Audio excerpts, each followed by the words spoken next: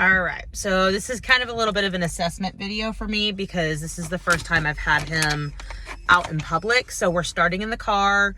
I brought him to Lowe's because this is where the scariest people are, contractors. So they have all the scary hats and the boots and all of the things that dogs are terrified of. So we're just kind of sitting here. He's definitely very stressed. Here, Myth, why don't you come up here?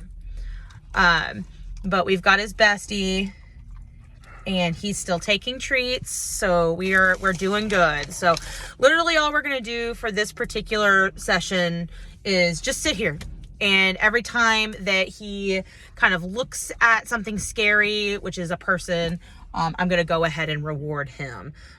You want a piece too, I know, you're good. But so like right now, he's looking at some contractors, so I'm gonna reach over and give him a treat.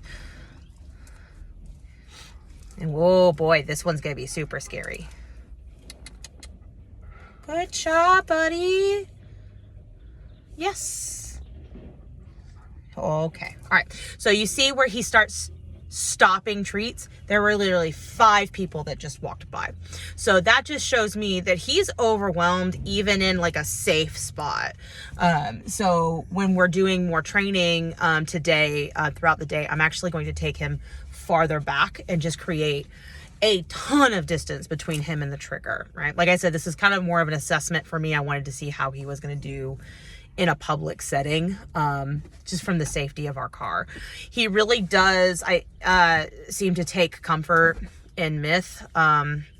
So we're using her a lot, just as kind of like a buddy.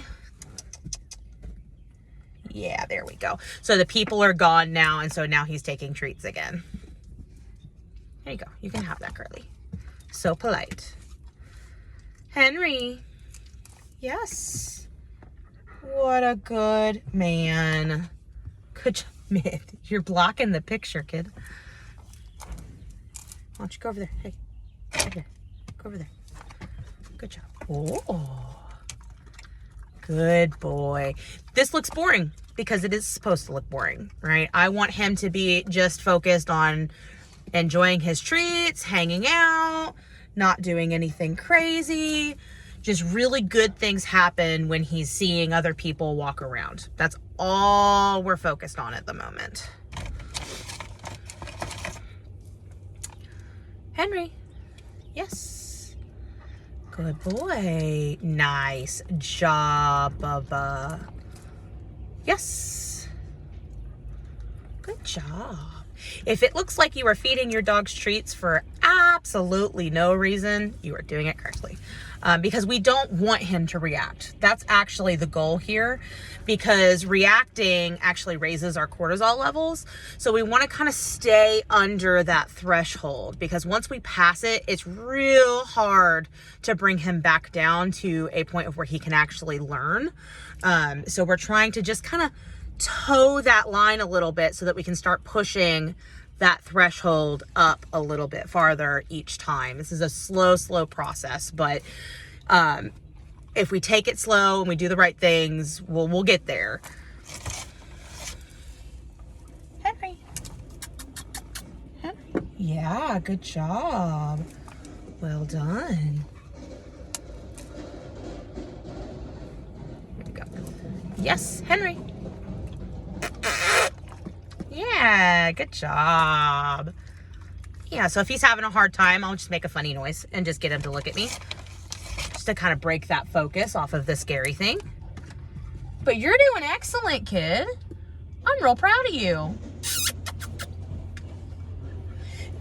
What I love to see is that he's clearly uncomfortable, right? Like that is natural and normal. He is clearly uncomfortable, but he's working through it, right? Like that's what I want to see. Oh boy, we got someone who just pulled in right next to us.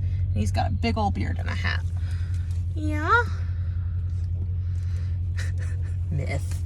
My goodness.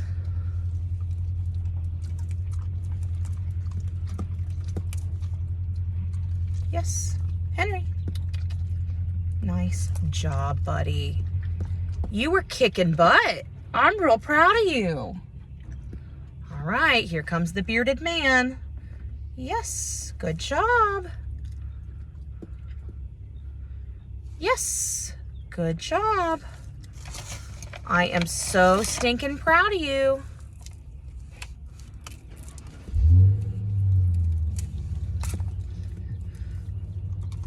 Yes.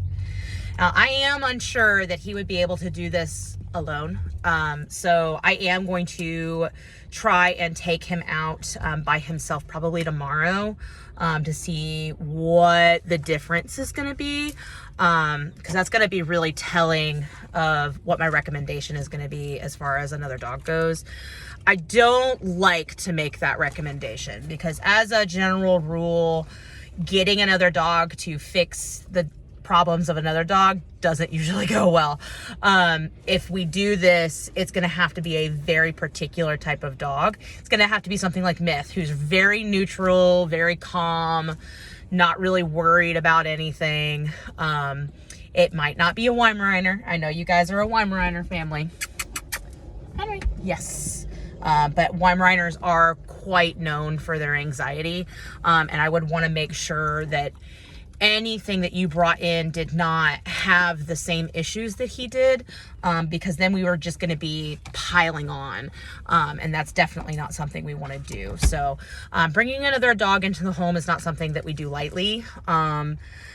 Some dogs just do better in a home with other dogs though. So it is something that is in the back of my head. I've recommended this maybe like 4 times in my career.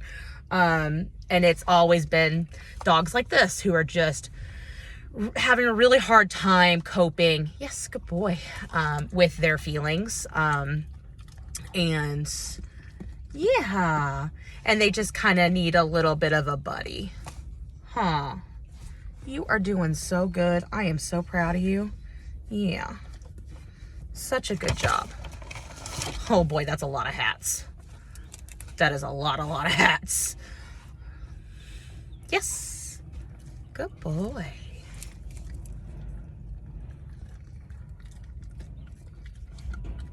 Yes. Oh, we're not done with that one yet. Crunch, crunch, crunch. Crunch, crunch, crunch. So he is kind of giving a little bit of a correction for Myth being around the other food. And so that's the other concern, right? Is that we want to make sure that he's going to be compatible with another dog, right? So I am being very, very cautious about recommending that to you guys just yet. Like I want to get to know him a little bit more. That's not something I want to jump to the gun with.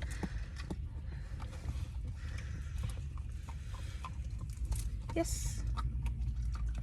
Good boy. So you can see his whole body language has kind of shifted in a downward motion, and this is where we're going to end. So you see, this wasn't long, right? This was not a long session. Reactivity sessions like this, or kind of aggression sessions like this in any way, shape, or form, we don't want them to be long, right? That's not what we want, because if we do them too long, then they get a little overwhelmed and over threshold much more quickly. And so we want to just keep them short, keep them positive, and move on, and then come back to it again. And then we can start slowly stretching that time.